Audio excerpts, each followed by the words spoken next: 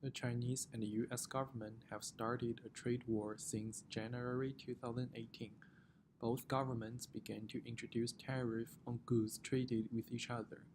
This trade war has not only influenced China and the United States, but also the whole world. Today, I want to talk about how the trade war is and going to influence the exchange rate between US dollars and RMB and some other currencies. Both China and the United States are using dirty floating exchange rate system, which also known as managed float system. Under this system, the exchange rate of each country fluctuates from day to day according to the international financial environment. But the central banks can also try to maintain their exchange rate in a certain range by buying and selling currencies. However, in fact, Chinese government has much more power in influencing the exchange rate of its currency than the US government does. In the trade war, China is in a dominated place because of the great trade surplus between itself and the United States. However, Chinese government can balance the disadvantages by depreciating RMB.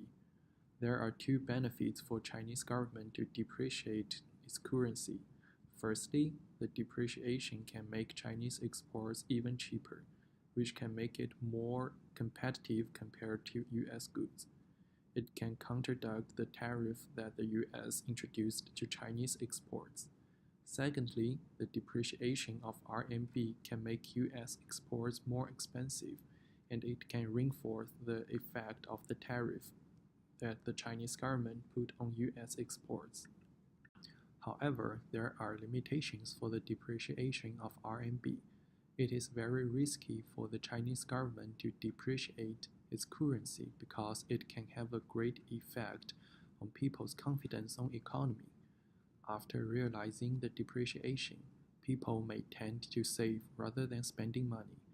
Also, people will prefer to hold more US dollars because it will be much more valuable after the depreciation of RMB.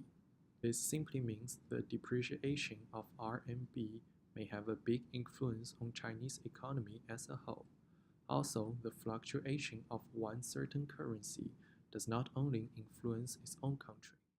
In fact, it can bring great shock to other countries, just like what happened in the 1997 Asian financial crisis. In conclusion, Chinese government needs to be really careful about using depreciation as a way to get advantage in this trade war.